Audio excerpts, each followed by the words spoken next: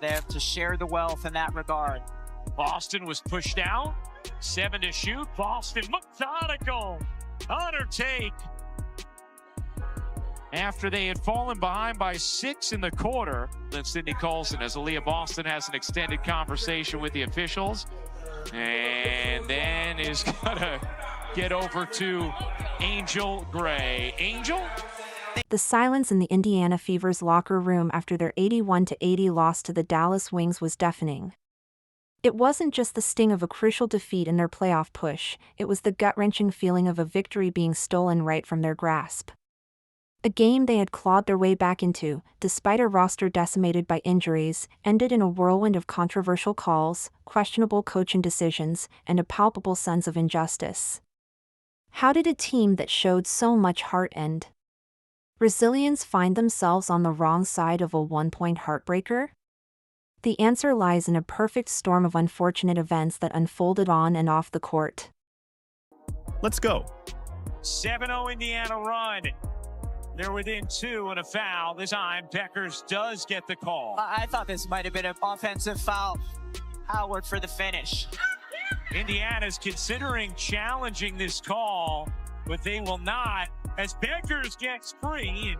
What's the reaction been from you guys, the players, the coaches, to losing Sid and Ari? Yeah, I mean, first and foremost, just brokenhearted for them. They're two really good people that you hate to see this happen to.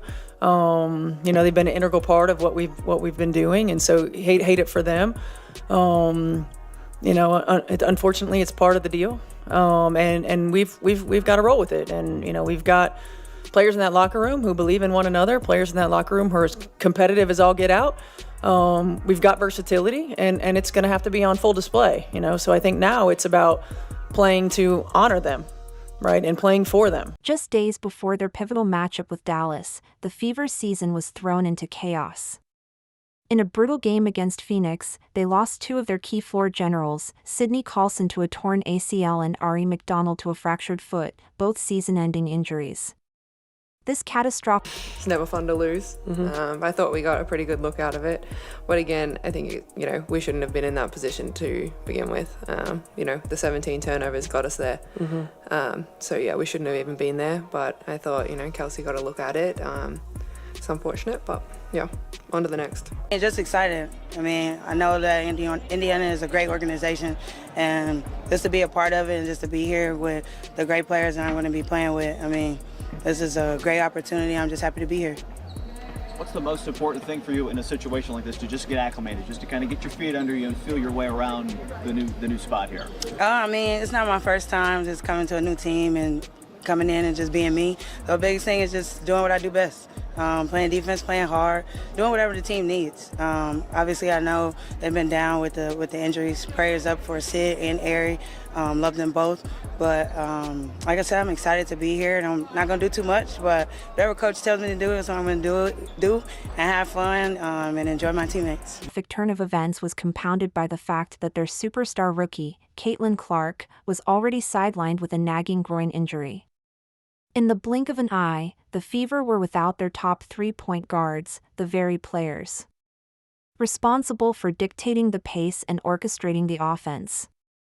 The team was forced to make an emergency move, signing veteran Odyssey Sims to a hardship contract. Kelsey obviously can play make, as she showed in the last game, but it's not like her most natural way of playing, I would say. Do you have to tell her to focus on that? Does she just kind of know that as the primary ball handler in these games, she'll do it? How does that kind of process work when it's not a true point guard at the one? Yeah, I mean, I want her to just do what she's been doing. She's been excellent all year long. She's been efficient all year long. Her decision-making has been on point all year long. Every single playoff game will be on our networks. As Vigil finally gets a look, her first points of the second half. Curl it in, doesn't get the whistle. Indiana with numbers the other way. Vigil in the corner. Cutting. Big game from Aisha Hines-Allen off the bench. Vigil sprints into the lane, finds Cunningham. She got it on a 3, and it's a single-digit deficit. Into the fire with barely a day to learn the playbook or build chemistry. With her new teammates, Sims's debut was a testament to the desperate situation the Fever found themselves in. Mitchell trying to create with 5 to shoot. Mitchell through the lane. Able to scoop it in. And it's a 1-point game. Art's right, but you know she loves to go left. How many defenders try to come over and help about 3 and still able to scoop it up and in? Mitchell with 24 points. With their backcourt in shambles, the immense pressure to carry the team fell squarely on the shoulders of Kelsey Mitchell. A natural-born scorer, Mitchell was suddenly thrust into the unfamiliar role of primary ball handler and playmaker. Dallas knew this and threw everything they had at her, sending traps and double teams to disrupt her rhythm and drain her energy. Despite the relentless defensive pressure, Mitchell delivered a heroic performance, pouring in a game-high 24 points on. Created a sharp pick and roll with Boston, threading the pass perfectly for an easy 2. Those were leadership plays, not just scoring bursts. Mitchell trying to create with 5 to shoot. Mitchell through the lane, able to scoop it in, and it's a 1-point game. Indiana ball down 1.7 to go. Cunningham has to get it in. Mitchell in the corner, can't hit, and Dallas hangs on. 81-80 the final as the Wings win a thriller in Indy. Efficient shooting. She was the engine that drove the Fever's offense, but the physical and mental toll of carrying such a heavy load was evident. Every possession was a battle, and while her stat line was impressive, it was her resilience in the face of adversity that truly stood out. So I wanted us to outlet and attack in transition. When it got to the point where we didn't attack and we just started dribbling sideways, I probably should have used it at the 3-second mark instead of a little bit later. I thought Kels might have had a baseline drive, that she ended up coming back to the middle. And so I didn't like that. But I did want us to push in transition with a low clock and, limited opportunity. But Mitchell wasn't fighting this battle alone. The Fever's supporting cast rose to the occasion, refusing to let their team go down without a fight. Sophie Cunningham was a force of nature, scoring 14 points with her trademark fiery competitiveness. Chloe Bibby provided a crucial spark off the bench, hitting all 3 of her shots from beyond the arc for 11 massive points in just 12 minutes of play. And in the paint, Natasha Howard was an anchor, posting a dominant 12-point, 12-rebound double-double and erasing Dallas possessions with her rim protection. It was a collective effort, a testament to the team's grit and determination in the face of overwhelming odds.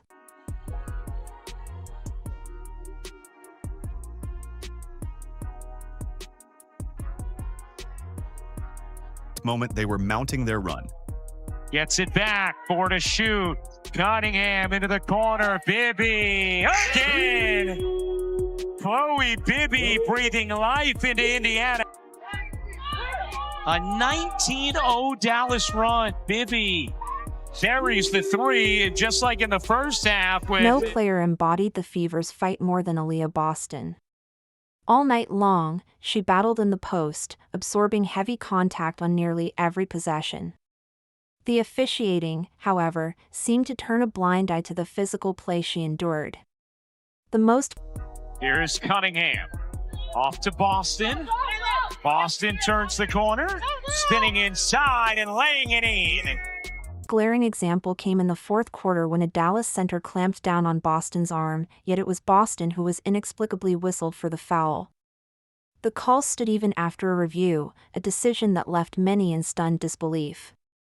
This controversial moment was the flashpoint for what would become a major storyline, and it prompted coach Christy Sides to make a bold declaration: Aliyah Boston is the worst officiated post player in the league. Chloe, you were on the floor during that late third stretch when the Wings went on that run. What did you see that went sideways for you guys in that stretch? We were just turning over the ball. I mean, yeah, as I said, the 17 turnovers, and I think we just didn't match their physicality, and, we needed to clean it up, and I think that's what happened in the fourth when the girls come in and they really looked after the ball, and shared the ball offensively, and I think that's how we got into more of a groove. It really started defensively, and in that third, we just let it slide. They had way too many, points off our turnovers. Boston's controversial foul was just one of several questionable calls that left the Fever and their fans fuming. Sophie Cunningham was hit with a flagrant foul for a closeout on Paige Buchers, a call that seemed inconsistent with how similar plays had been. You could overturn it to an offensive foul. You could also maintain that it's a foul but take away the continuation. All of those things could happen here on this call. The interesting thing is, when you get to this point of the play, it is a foul on Boston. But it's because her arm was clamped earlier in the play. I mean, look at that. Like, what can she do there? She literally can do nothing. I don't know how that's not overturned to an offensive foul. I agree with you. That looks about as clear as it gets. And you saw how quickly Stephanie White challenged that. Officiated throughout the game. The frustration reached a boiling point when Kelsey Mitchell absorbed almost identical contact on a jump shot with no whistle at all. A fiery Coach Sides didn't hold back, accusing the officials of a double standard. Her explosive comments gave voice to the growing sentiment that the Fever were not getting a fair shake from the referees. After review, we have no illegal conduct by Euro, so the call will stand as confirmed. This will be also. Indiana will lose their challenge as well as their timeout. One shot for Euro. Thank you. That's stunning to me. I mean, Aliyah Boston, look at her. Lee puts her one hand down and then pins Boston down with her other arm. I gotta say, Rebecca, I'm sure we'll get an explanation from Sue Blau at some point soon. Paige Buchers putting her hands on Sophie to shove her up. You see Sophie's hand in the air. Both hands are in the air right here. And Paige Buchers is shoving. She is shoving her clean off. Boom. Pushed her right into Howard. Pushed her into Howard. Now she's wide open and waiting for a pass like she just didn't do anything. Like she just didn't do anything. Wide open down here. Look at her. And then all of a sudden you get the whistle. And look at the ref. You see the ref? You see the ref right here. Calling the foul. And guess who the foul was on?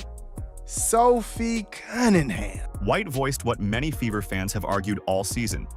As if the controversial officiating wasn't enough, the Fever's chances of a comeback were further derailed by a critical coaching misstep in the game's final seconds.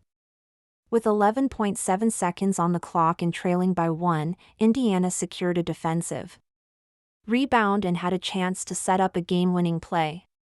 Instead of calling a timeout to draw something up, they pushed the ball in transition, resulting in a rushed, heavily contested jumper by Kelsey Mitchell that missed the mark.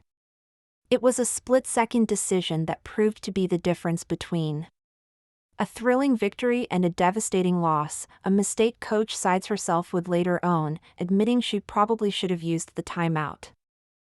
Kelsey is held or chucked on every freaking possession and never gets a call off the ball, she told reporters. Aliyah is the worst officiated post player in the league. It was blunt, direct, and left no doubt how she, and her roster, felt about the standard applied to their stars. Yeah, I mean, I think it was a physical game, I think there's a double standard in how people get their calls. I think Kelsey Mitchell, number one, is held or chucked on every freaking possession and never gets a call off the ball. I think Aliyah Boston is the worst officiated post player in the league. She never gets a call. And there's a double standard there, certainly. But, again, if it's going to be physical and you're going to allow us to be physical, then allow both teams to be physical. If you're going to call the holds and you're going to call the chucks and you're going to then call it both ways. So, I mean, I think that we've been pretty consistent in what we're asking for. And I didn't feel like it was consistent, especially for those two. I think you could call a foul every time down the floor for those two. What did you feel like was so clunky or disjointed on that end of the floor? I think it got better as the game went on, but I think just starting, I think the physicality level was a little bit different on both sides of the ball, and but for us, really, I think it's got to be our focus. Like, we got to make sure that we're connected on that end, making sure that we're in the right places for passes, and just being more conscious of us having that ball. The Indiana Fever's 1-point loss to the Dallas Wings was more than just a mark in the loss column. It was a culmination of a brutal injury crisis, a series of highly controversial officiating decisions, and a critical late-game tactical error. It was a game that showcased the team's incredible heart and resilience, while also raising serious questions about the consistency and fairness of the officiating. Was this a case of a team simply being dealt a bad hand, or does it point to a larger, more systemic issue within the league? The debate rages on, but for the Fever, it's a loss that will undoubtedly sting for a long time to come.